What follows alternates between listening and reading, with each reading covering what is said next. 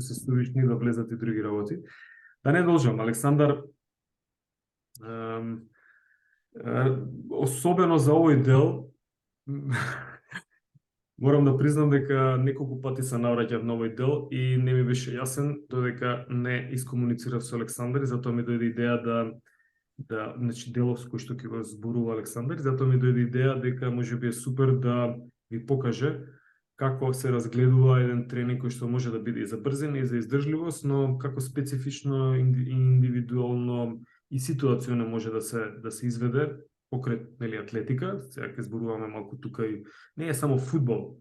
Убаво примети Александар дека ова го работат и во велосипедизам, го работат и во кајакарство, на сличниот принцип се декларираат интензитетот и дозирањето external load, но да не должам, мислам дека не кажав се, нормално, не можам се да кажам. Моментално Александар е во Шпанија, тренер на фудбалски клуб во Шпанија. Како беше името, извини, на клубот? Алкоркон. Да, се го промашувам. Треба да станеме попознати. Кајде втора лига? Да. Кога ќе влезете во едно ниво погоре, ќе биде. Да не должам, не бадијала е тука. Слободно, Бујрун. Фала за најавата. Задоволството е мое. Поздрав до сите колеги. Ево, после 10 години дипломирање добив прва шанса да презентирам пред аудиториум или пред студенти. И да не застанеш. Јас те направив хост по грешка, требаше ко-хост, ама добре. Само потврдете ми дали се гледа екранот. Моментално се уште не се гледа. Да. Сега се гледа. Одлично. Можеш ако сакаш кратко за себе. Кога има завршено, например, факултет? Па, да, добро. Ваш колега заврши в 2014 година, пред скоро 10 години. Одсек звање професор, ама никогаш не успеав да се бавам со таа работа, затоа што веднаш по завршување на студии почнав да се бавам со фудбал, кондицијски тренинг, као кондицијски тренер во фудбал. Подоцна имав и некои периоди кај што работев како главен тренер во фудбал, ама сега пак се навраќам на работата како кондиционен тренер. Почнав од каде што сум во Струга, продолжив во Малта, имав кратко искуство, еден дел бев во репрезентација на Македонија како кондиционен тренер до 27 година, продолжив во Брегалница и од пред 6 месеци 7 сум во Шпанија како кондицијски тренер во академијата на Алкоркон. Само малце, јас не можам слайд шоу да направам. Може би можеш и вака да ги возиш, гледам дека не сака се вклучи ке нас. Да, не сака да се вклучи, ја уште еднаш само да пробам. Пробај ако не е исто како јас, вака и само. Ето, добро. Значи, како што ви најави професорот, тема како некое надополнување на вашите теми за издржливост, кои веќе ги поминавте со професорот, и програмирање на високо интензивен интервален тренинг, се надополниме со потребата за индивидуализација во истиот.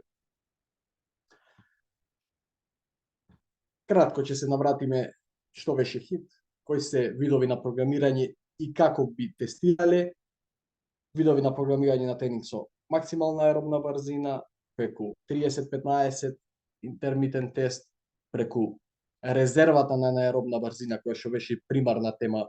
Од неа дојдовме до идеја со професорот да ја споделиме ова предавање. Профилирање на играчи, планирање на тренинг и некои практични примери од фудбал. Најпрво дефиниција на хит. Значи, вежба која што се состои од повторени изведби на високоинтензивна работа над анаеробниот праг или критичната брзина, проследени со периоди на одмор кој што се состои со нискоинтензивна работа или па комплетен одмор. Значи, одма критична брзина е највисоката брзина при која што телото се уште ексклузивно се снабдуваат со енергија од аеробни механизми.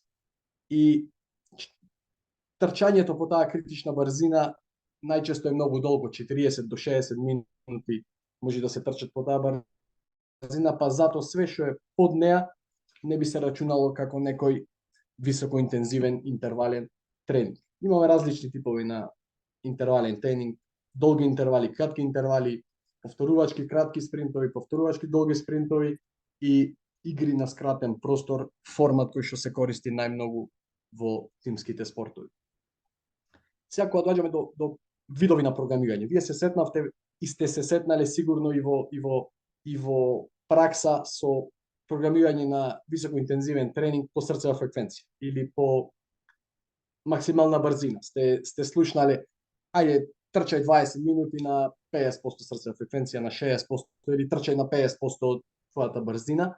Меѓутоа има многу различни видови на програмирање на тој тренинг и секој вид е специфичен и си има време кога би требало да се користи и на кој начин. Ние ќе се држиме на 3 денеска програмирање на високоинтензивен интервален тренинг или HIIT преку RPE, Rating of Perceived Exertion, е еден субјективен маркер на изведба на некоја вежба или колку би била тешка таа вежба. Еден од најкористените, доколку немаме апаратура, најчесто се работи за скала од 0 до 10 или од 5 до 20, каде што 6 до 10 се смета за тешко или од над 15 до 20 била некоја изведба тешко. Лесно е за изведба, нема потреба од никаква апаратура, лесно за контрола, нема потреба од тест. Значи, тука прво да објаснам како би изгледал еден интервал. Немаме никаква апаратура, почетници сме како тренери, сакаме да сме специфични во креирање на тренинг. Му задаваме на испитаникот интервал, трчај 5 минути на скала од 0 до 10, тешко да биде 6.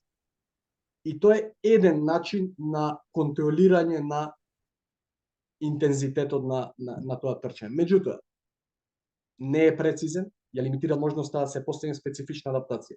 HIIT тренинг користиме за да провоцираме некоја специфична адаптација и најчесто таа ни е цел.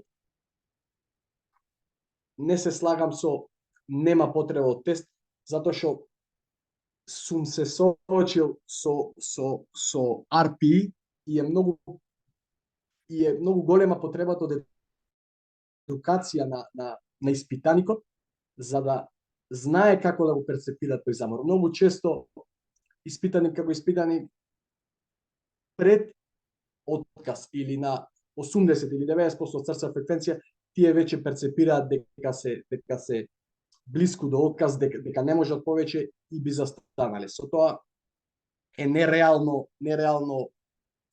оценувањето и не сме прецизни.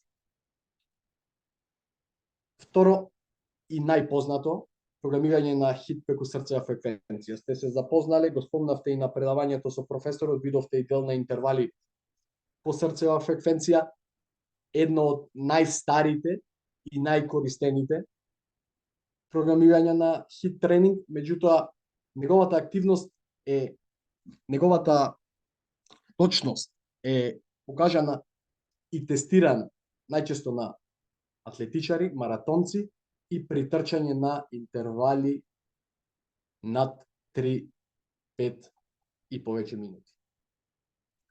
Што го прави многу тешко да го идентификуваат интензитетот за активности кои што се над максималната аеробна брзина. Значи, многу брзо ќе спомниме која е таа максимална аеробна брзина и што значи. Значи, многу често за интервали од 30 до 120 секунди или од 30 секунди до 2 минути за активност при која очекуваме да се постигне некоја срцева фреквенција од 90%, не сме во можност да ја достигнеме, а тоа би било ради така наречен лак на срцевата фреквенција или неможноста на срцевата фреквенција да го прати подигнувањето на интензитетот како што го прати максималниот примиток на кислород. Гледате тука на сликата на почеток на самата вежба. VO2 max, а срцевата фреквенција има потреба да се адаптира на зададениот интензитет. И под број 3, програмирање на хит преку брзина на трчање, што е тема на денешното предавање и би се осврнале најмногу на таквиот начин на програмирање. Зошто? Гледате, тука има еден матрикс кој што ги покажува сите интервали кои ги спомнавме и сите брзини од другата страна. Значи, секој начин на интервален тренинг би имал своја специфика на кој начин би требало да биде програмиран. Ова е еден матрикс од едно последно предавање, значи хрватски научници, кои што препорачуваат за кои брзини, кои начини на програмирање да се користат. Гледате, под 70% максимална аеробна брзина можеме да го контролираме интензитетот на интервалот со срцева фреквенција. Од 70 до 90 Може да додадам нешто? Може? Пред овој слайд само малце врати назад, е интересно да се види дека, како што кажа, програмирањето може да биде според VO2 максимум, може да биде... Не, супер беше на овој. Така, поправај ме ако грешам. Може да биде спрема VO2 максимум, може да биде спрема. Ете, срцева фреквенција претходно кажа RPA или RPE е всушност Боргова скала, ако некој ја познава на тој начин, може и така да ја најде. Нели прво зборуваше за Боргова, RPE, после потоа за срцева фреквенција, па како што гледате дека може според VO2 максимум, може според Maximal Sprinting Speed, тоа е МСС ке зборува понатаму, според овие сите кратенки кои што доаѓаат, ќе ги објасни Александар понатаму, но битно е, интересно е дека, например, тука некаде овој тестов в Incremental или, еве го всушност горе, Intermittent Fitness Test кој што ние го работевме и дека може според него исто така да се добијат многу почетни информации, но сега на следниот слайд всушност ќе почне објаснувањето што се и како може да се користи. Извини, морав само кратка интервенција за да сублимирам. Нема проблем. Ние би се задржале на овие три, или програмирањето на интервалниот тренинг блиску и над максималната аеробна брзина. Прв начин на програмирање и брзина која што е најчесто спомната и најчесто тестирана е максималната аеробна брзина. Представуваат најниска брзина при која се достигнува VO2 max. Со VO2 max веќе се запознавте дека е максимален примиток на кислород, односно капацитетот колку кислород може да се апсорбира и искористи при изведба на некоја вежба. Според голем број на истражувања, со оглед на тоа што брзината при максимален примиток на кислород се содржи од максимален примиток на кислород и економија на трчање, многу е логично да мас или максималната аеробна брзина е еден креатор или фактор за мониторирање на тренинг. Со оглед на тоа што представуваат и најниската брзина до која што се постигнуваат максималниот примиток на кислород, би требало да представуваат идеален интензитет за трчање, за тренинзи од средни и долги дистанци, од 1500 метри до маратон. Ова примиток се однесува на примање, така, на апсорбција на кислород. На апсорбција на VO2 тоа го објаснува. Да, видов дека и на вашето предавање многу добро навлеговте и го разјаснавте дека дека колку кислород може да се апсорбира и искористи при вежба во крв. Да, не е белодробен капацитет, туку се однесува на колку може да се утилизира, всушност да се прими во крв. Да, и после веќе во тестирање ќе спомниме, веќе и вие ги допревте преку тие газ анализи или преку кој начин може да го добиеме. Сега од десна страна имаме некои истражувања, кои јас на крајот на предавањето ќе ви ги покажам сите и сите би биле достапни ако некој сака дополнително да навлези во сите овие детали. Кога зборуваме за тестирање, ќе ги делиме на јас би ги поделил на три видови на тестирање. Значи, прв вид на тестирање, тестови со self-pacing или сами одредуваме тесто. Второ, тестови со автоматска зголемување на брзина. И трето, тестови интермитентни кои имаат период на работа и период на одмор. Како најпознат тест за максимална аеробна брзина, еден од најдокажуваните е 6 minute time trial или 6-минутно трчање на трака од 400 метри, во која испитаникот сам го задава интензитетот. Па така на крај на тие 6 минути брзината која е постигната се дели со времето и ја добиваме максималната аеробна брзина.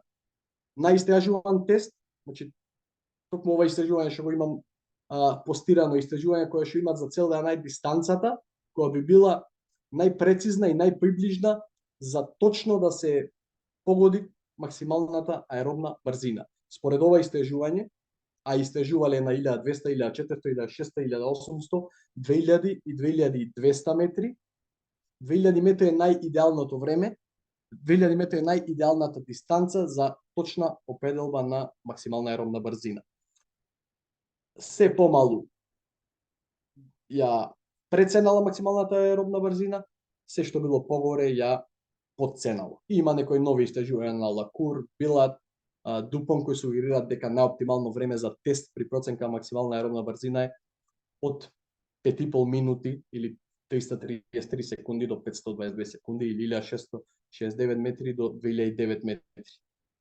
Значи, зошто е важно? Затоа што ќе се сретнеме и со 6 минути, и со 1500 тайм, и со 1500 тест, 1500 метри, и со 2000 метри, меѓутоа овај 6 minutes time trial е најблизок до 2000 метри, тестирање на 2000 метри и остануваат како еден од најдобрите тестови за проценка на аеробна, максимална аеробна брзина. Второ, тестови со инкрементални тестови со зголемување на брзина, еден од најпознатите University of Montreal track тест или познат како Легеров тест, кој што на трака од 400 метри имаме чуњеви поставени на 50 метри, брзината се зголемува за 2 минути, 1,2 километри на час секое ниво, крајната брзина на тестот ја одредува максималната аеробна брзина со мало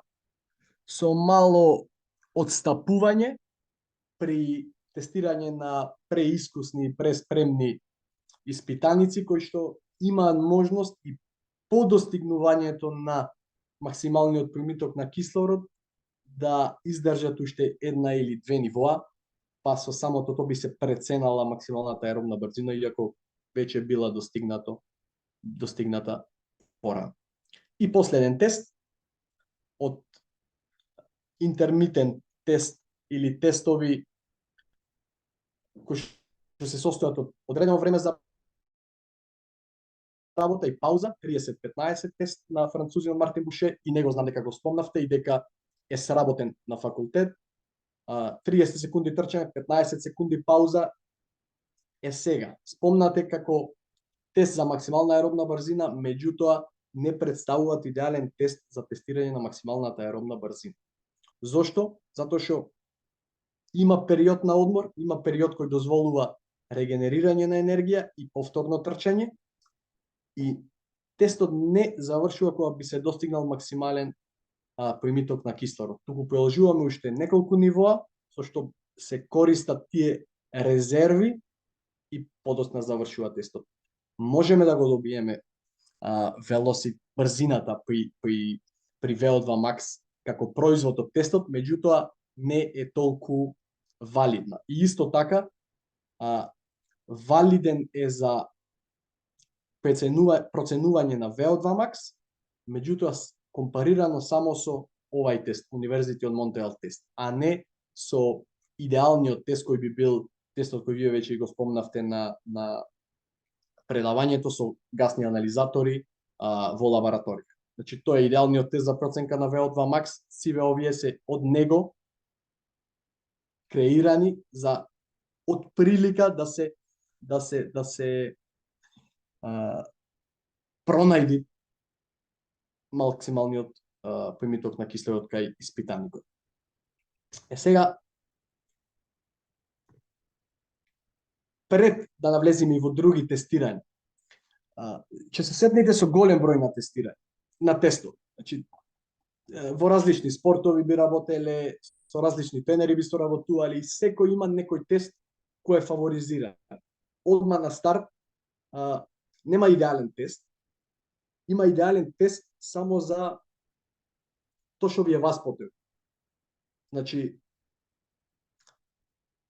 во зависност со тестот, кое прашање сакам да ми биде одговорено, треба тој тест да го правам. Или просто, сакаме да процениме аеробен капацитет на играч. И при тоа да користиме максималната аеробна брзина како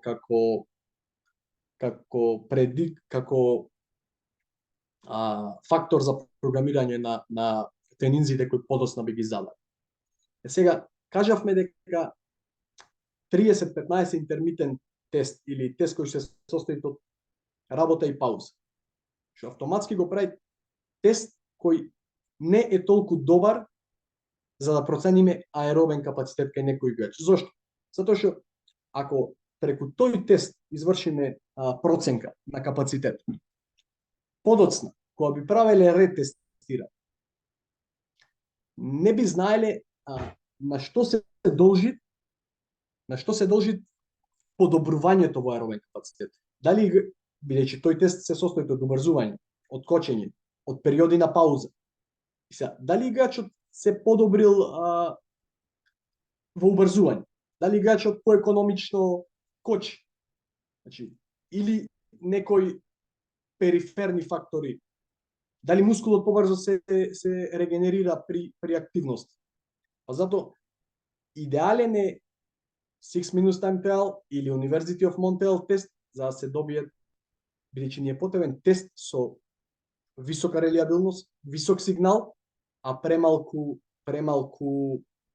бука околу типот на убрзување, кочења и ако на некој не му е јасно, слободно прашајте, бидејќи сум имал и сите сме имале еден тренер го прави тој тест, друг тренер го прави тој тест, кој јас да го правам. Значи, јас би препорачал во идеални услови.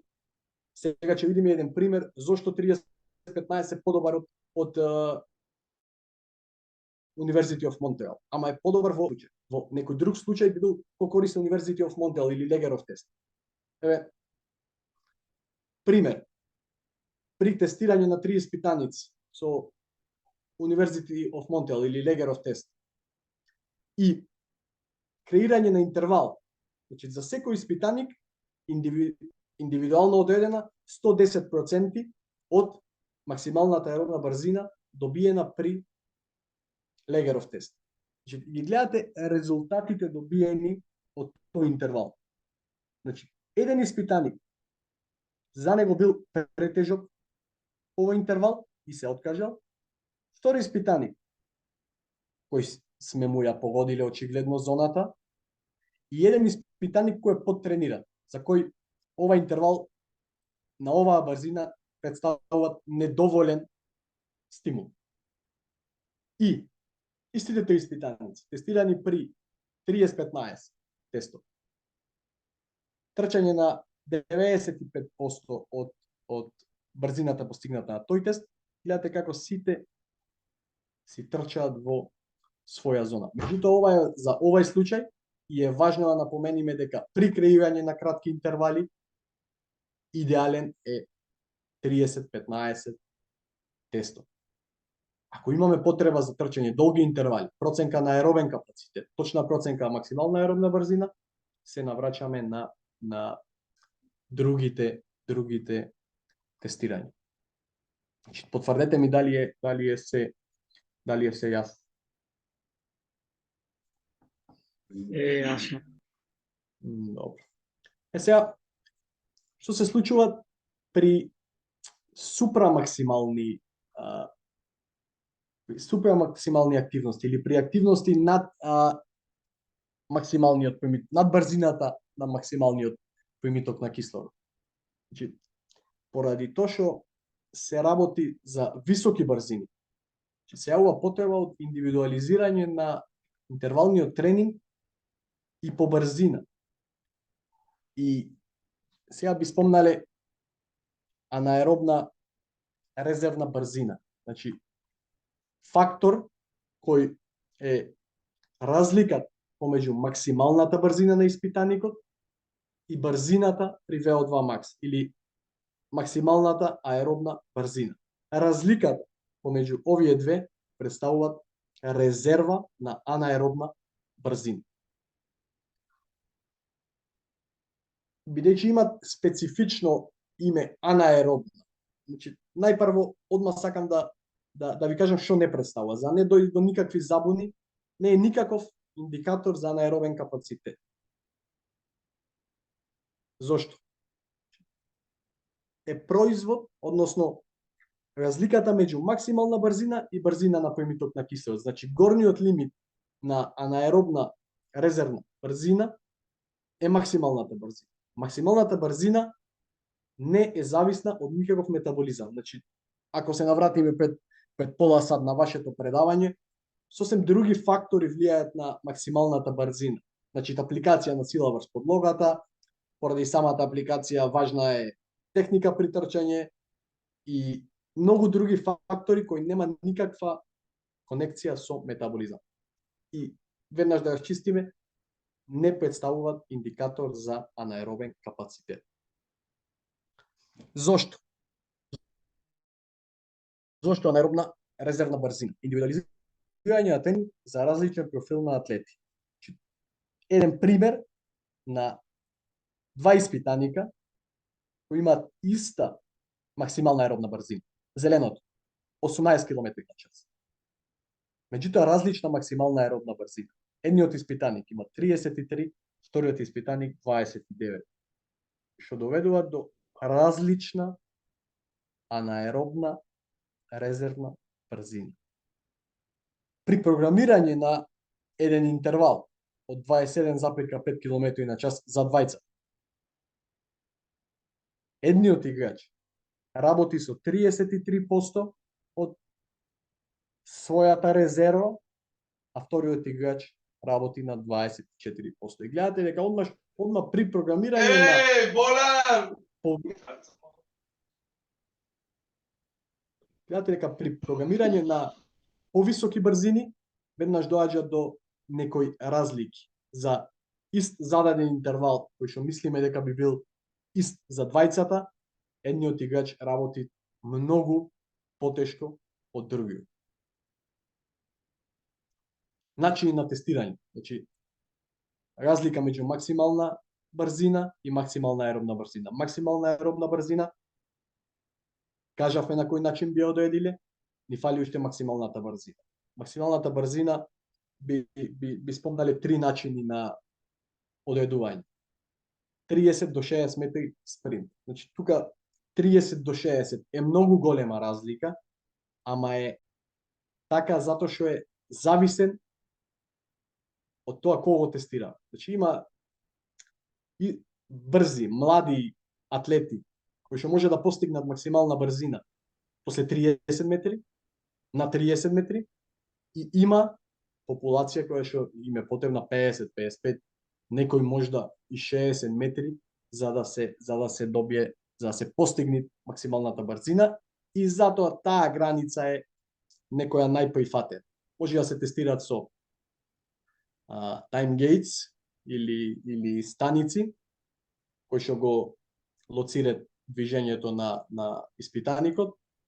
Може на трака, тредмил или доколку имаме GPS систем кој го прати во живо движењето на играчот, може да го покрај на тренингот или во живо да видиме која е максималната брзина постигната при спринтот. Ова се некои истражувања кои ја поддржуваат анаеробната резервна брзина и ќе ви бидат на крај достапни да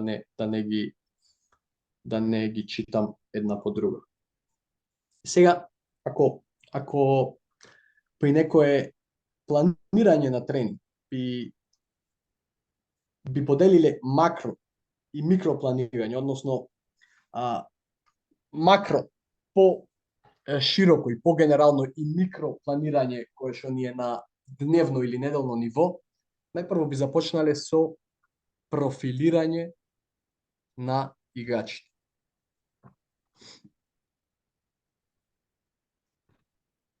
Зошто? Играчи со различен локомоторен профил би требало да бидат тренирани на различен начин. Значи, тука најголема улога има типот на мускулни влакна. Значи, играч кој е брз се претпоставува дека има доминација од брзи мускулни влакна. Значи, брзите мускулни влакна... Да. Много забрана? И како се стане? А може план или? Стефан, микрофончето? Се извинувам. Нема проблем. Играчи со брзи мускулни влакна. Брзите мускулни влакна ни е познато дека имат помал капацитет и многу побрзо се умараат. Значи, тука имам баш постирано две истражувања каде што доведени се два различни типови на атлети, значи едни со доминација на брзи мускулни влакна, едни со доминација на спори мускулни влакна, доведени се до синдром на претренираност и е докажано дека играчите, секој спомнувам играчите бидејќи сум од фудбал, испитаниците со доминација на брзи мускулни влакна многу побрзо влагаат во фаза на претренираност и многу потешко се опоравуваат од нив, за разлика од играчите со спори мускулни влакна. Па така, уште на самиот почеток на планирање на тренингот, ние имаме информации за една група на играчи кои што може да толерираат повеќе за дадено оптоварување и на дневно и на неделно или месечно ниво и една група на играчи кои што толерираат помалце.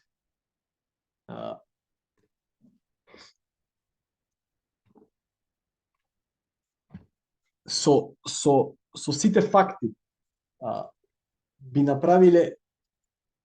одредили три вида на профили.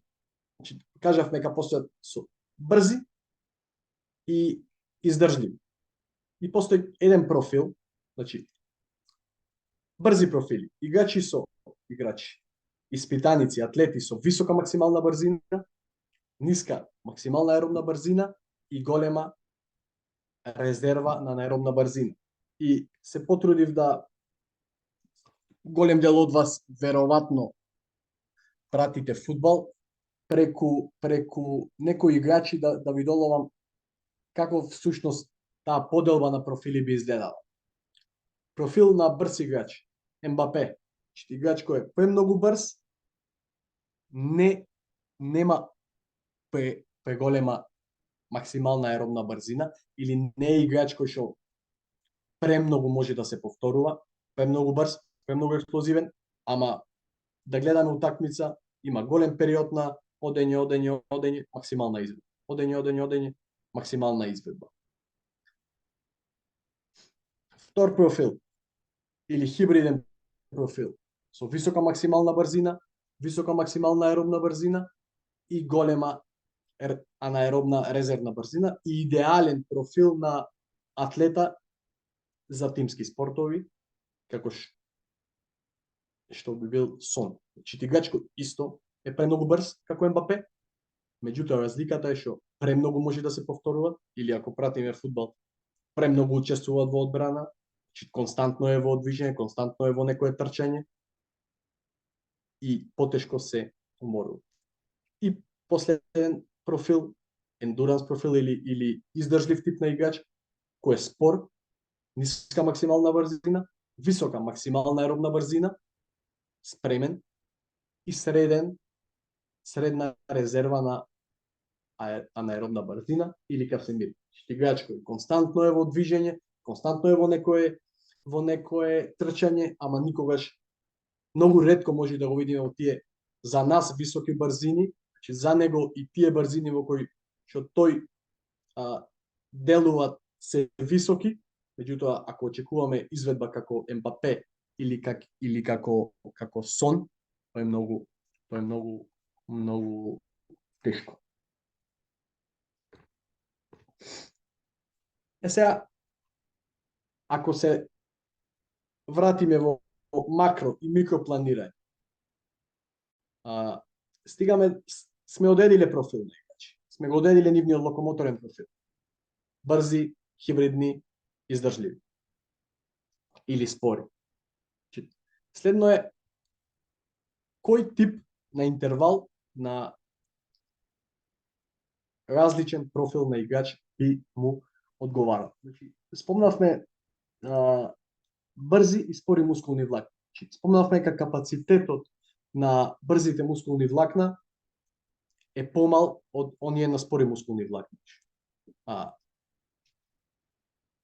Играчите брзи би имале многу поголем бенефит од кратки интервали, повторувачки спринтови, затоа што кај нив е развиена таа спора компонента на примиток на кислород и тие многу брзо, бидејќи брзите мускулни влакна побрзо се замарат. Многу брзо ги доведуваат во фаза да имат потреба од екстра кислород. И многу побрзо се замарат и многу по добар начин за тренинг за нив би бил тој за да профитираат и во аеробен капацитет.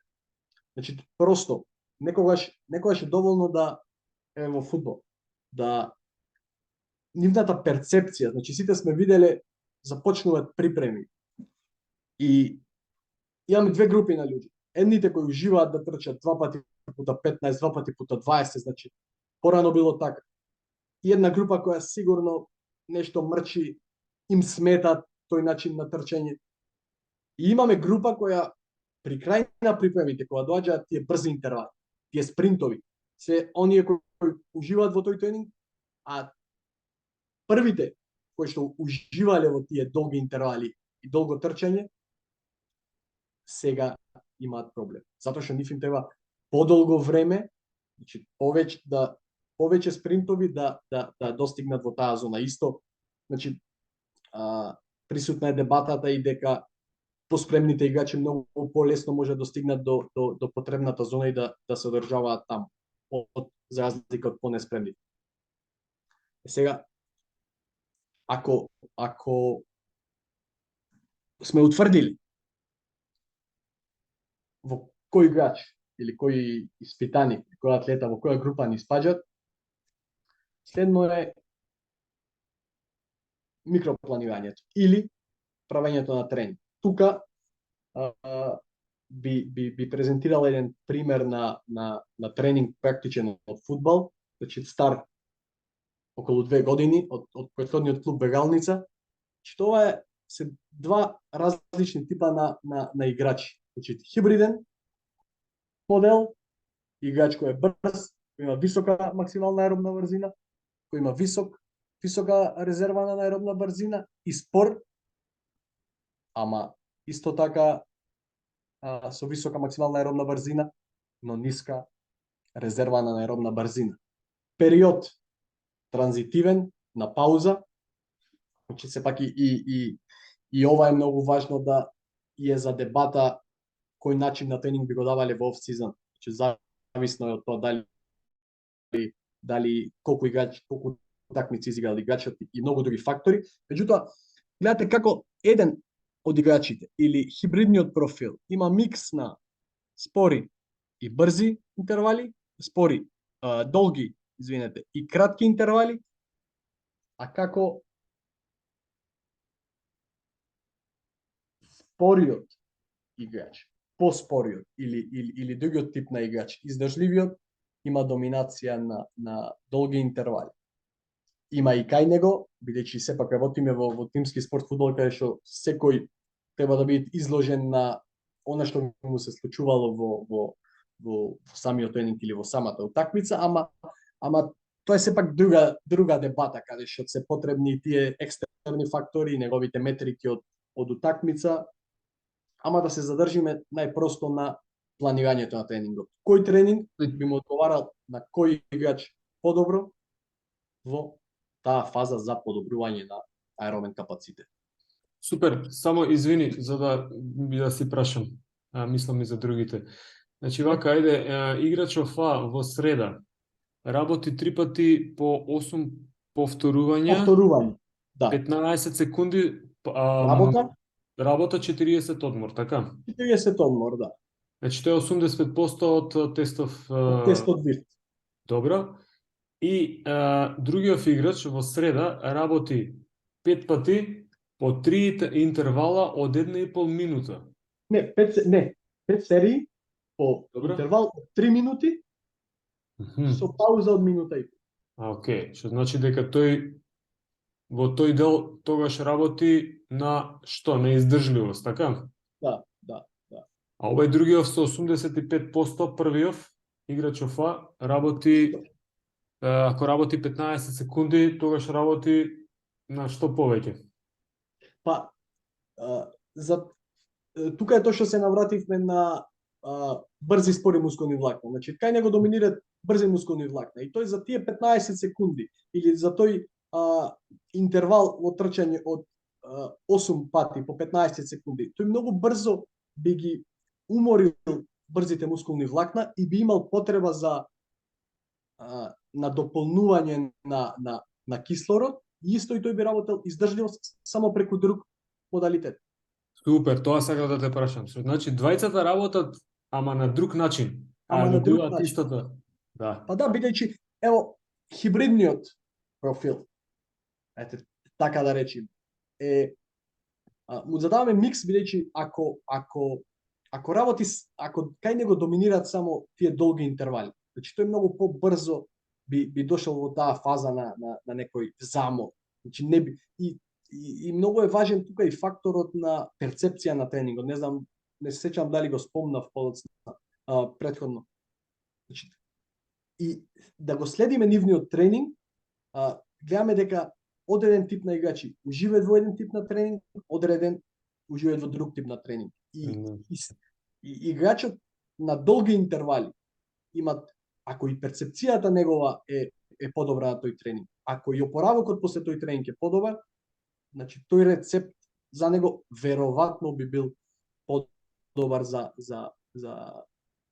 подобрување на што и да е во зависност што сакаме да подобриме. Ова е кој транзитивен период каде што значи многу фактори се во игра. Голем дел од овие интервали кај некои играчи се со промена на правец за да се лимитираат таа high speed running компонента или да немат преголемо оптоварување во високи брзини во off season.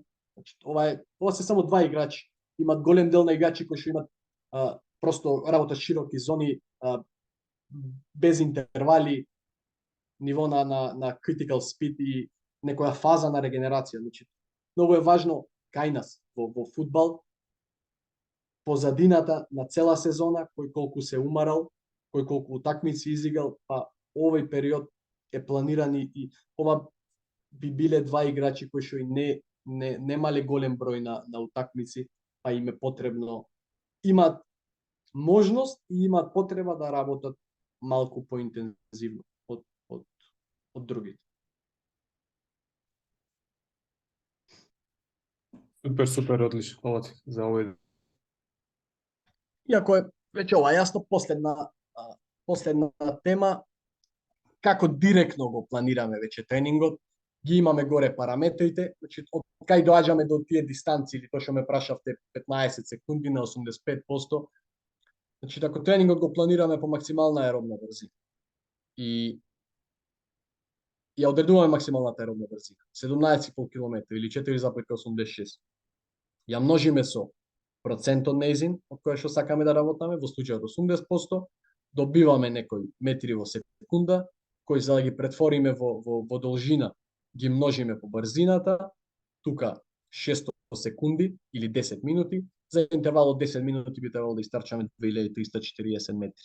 Доколку истото програмирање е со Vift, исто бараме процент од Vift, множиме брзина по време, 15 секунди, бидејќи Vift го користиме најчесто за кратки интервали, 89 метри би требало да истрчаме за 15 секунди и последно за тие повисоки брзини користиме резерва на аеробна брзина, ја одредуваме и ја користиме формулата. Максимална аеробна брзина плюс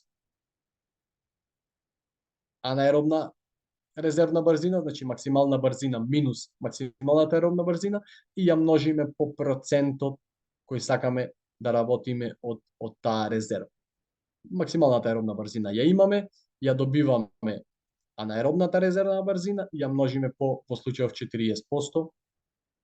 Сето тоа се собира 6,7 метри во секунда или за 10 секунди би требало да трчаме некој интервал од 67 метри.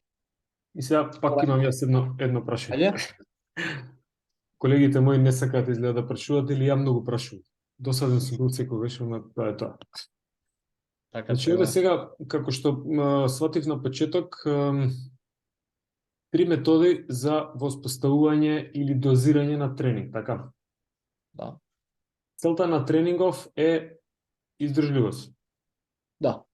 Со тоа што ние користиме три момента, тоа е максимална МСС или максимал спринтинг Максимална спид, брзина, да. тоа е максималната брзина. Користиме максимал аеробик спид, значи тоа е брзина каде што се прима максимум VO2 максимум, така? Да. Брзината при VO2 макс, при максимален примиток на кислород. Ова се тие, нели, модалитети или параметри кои што ги користиме како влезни информации според репери, сушто за да може да направиме добро да тргне тренингот. Третото што го користише оваа брзина од VIF тестот. И четвртото е Од тестот на Бушеит. да, и четвртото е анаеробнова резерва. Да. И сега дистанци овде се различни. Ова е за еден играч. Значи, Па, да, ова е вкупната дистанца, не, една дистанца која што треба да ја направи во еден интервал, така? па да, Сите во три. случај, ако работиме долг интервал, значи до 10 минути, и Да. сакаме да работаме по, овдека имам 80% од максималната аеробна брзина. Значи, тоа е веќе сосем нова тема, Да. што би се користело за кој капацитет.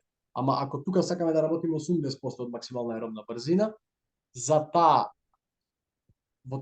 брзина би требало да трчаме со 3,9 метри во секунда, го множиме со 10 минути или 600 секунди и испитаникот автоматски би знаел дека за 10 минути би требало да истрча 2340 метри. Значи контрола на тренингот по брзина и дистанца. Супер, супер. Другиот момент е според второво во црвено е според VIFT. Вифт. Третото е според анаеробна резерва. И сега може да видите дека сушност јас би кажал дека дури издржливост, иако се кратки дистанции овде, коригираме Александар, дека кога ќе се стават во интервал или метод на напор-одмор, ама тоа се да трае интервал од 3 до 4 минути, значи тоа е интермитентен интервал, тогаш со неколку такви интервали, јас знам, ама Александар ќе ни каже на што работиме. Па, Тогаш работиме на издржливост, повторно. така. Значи, да, и има голема се уште дилема, дебата дека времето поминато во максимален примиток на кислород е некој референт за тренинг за издржливост, меѓутоа ако работиме на кратки интервали многу потешко го добиваме тој волумен во тоа време на VO2 max, затоа што работиме кратки интервали. Меѓутоа настануваат многу други адаптации, периферни адаптации на мускулатура, побрзо регенерирање меѓу интервали, така да низа на други адаптации кои влијаат врз подобрување на издржливост. А на овај тип на играчи би им одговара. Супер. Колку е шарено лик може да биде тренингот ако имаме информации? Устари, колку треба да биде различен ако точно знаеме за како вид на играч се работи и што сакаме да постигнеме во кој период од сезоната, од полусезона, дали е. И сите тие информации треба да се стават во калкулација. И сега јас ќе си кажам, така, бидејќи го модерирам делов на настава, дека ова не е воопшто сложено. Само бара малку време да се посвети. И нормално пракса. Да не го изненади, да не се изненадат ако некој нема информација за овие работи, дека ова е сложено и да, сложено и математика задача да се реши, ама кога ќе ги добиете основите и насоките како да ја решите и посебно ако пробате со уште некој да го изведете, да ја решите задачата, тогаш сигурен сум дека и ваквото поставување на тренирање може да се, мислам, нема да биде сложено воопшто, како и за другиве моторички способности. Сложено е ако не знаеме кога да го употребиме. Се премногу информации, ама ако ги филтрираме сите информации и затоа ги спомнав и тестовите, има милион тестови кои ни се достапни и некои ги практикуваат, некои пуштаме на интернет, гледаме Лестер како се тестирал, па Челси како се тестирал, ама многу се важни информациите од тој тест и зашто ни е потребен, зошто го прави. Точно. Супер. Толку имам за овој слайд. Па, последен е. Да. Користена литература, значи истражувања кои ми помогнаа во средување на цела презентација. Премногу се, ама се многу пробав да ги сумирам информациите.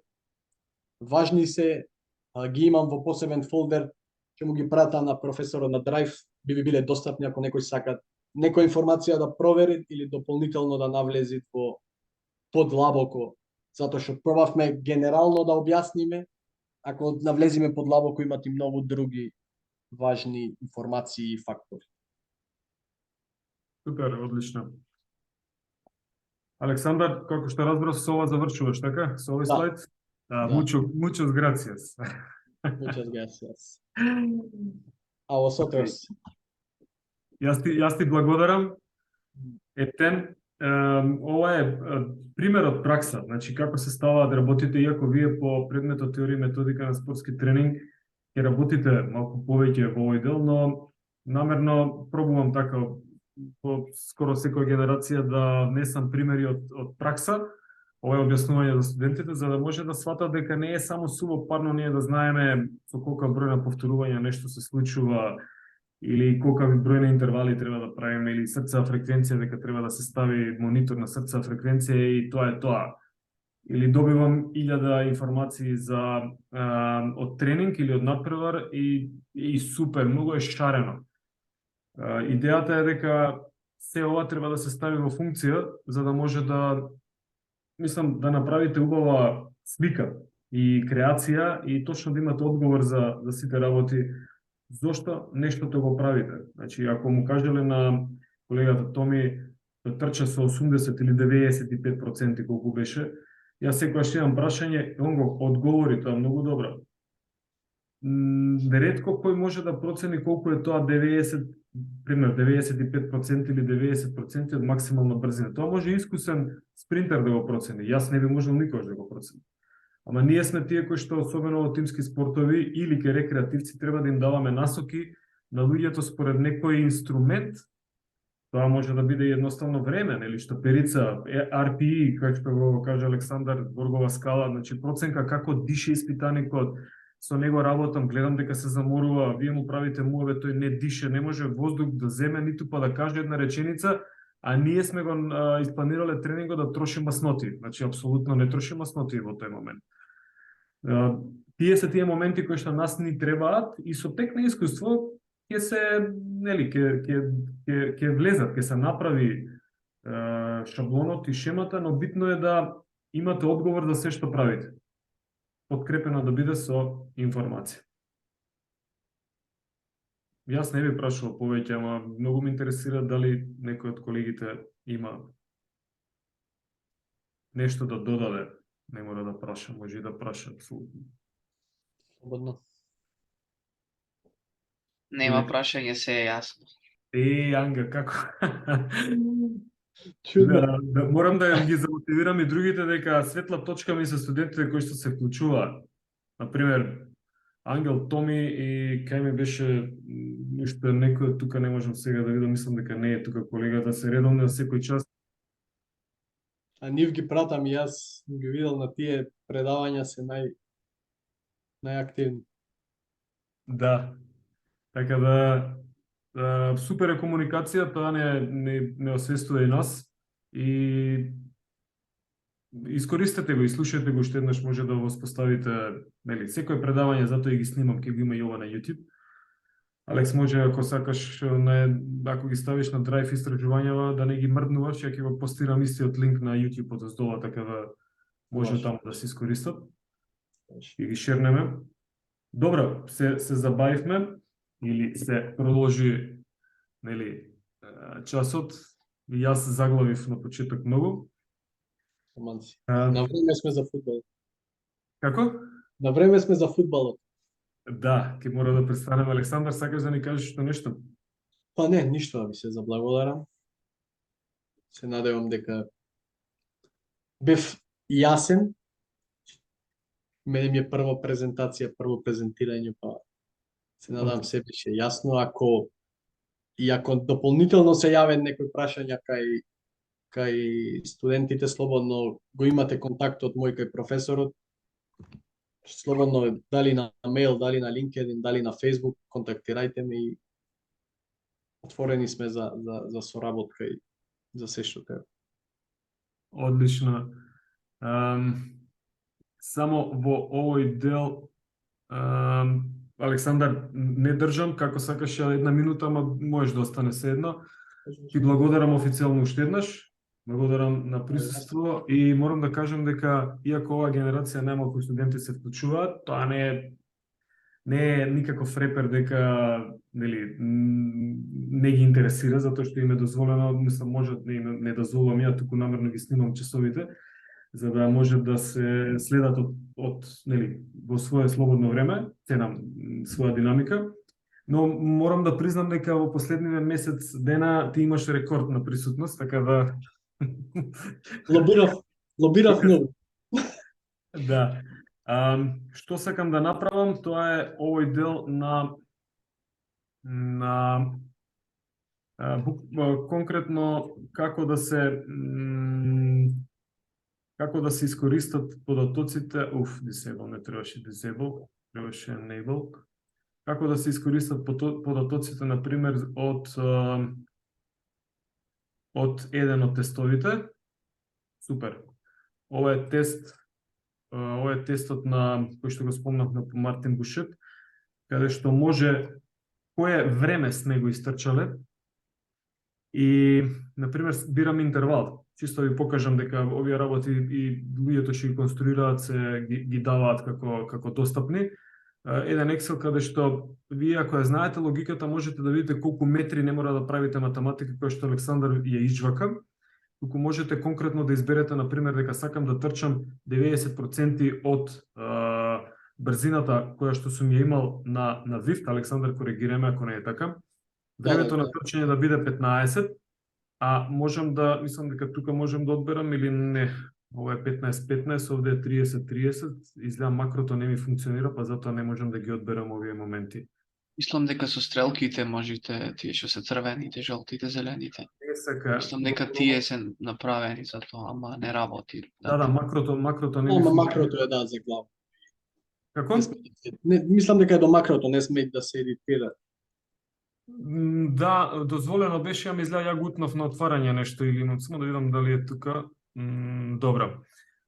Поентата е дека може да одберете процент од тестот, кој што ние го направивме и го имате сите, како резултат може да одберете колку сакате време, значи да поминете во трчање и која држина имате на еден шатл. Значи на еден шафл би дошло. Шатл е уствари, да.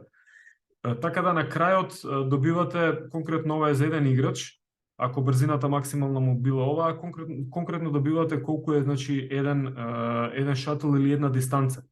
Ако сакате во број, значи ако треба да направите тренинг со поголема група на играчи, тогаш некој ќе направи некаде 2 шатли, некаде ќе видат еден, но и овие информации се достапни, кој го интересира може да споделам и тоа може да приметите дека ова е дури од 2003 година направено. Јас ќе кажам дека претходно беше shuttle run тестот, многу го форсира на пример во УЕФА.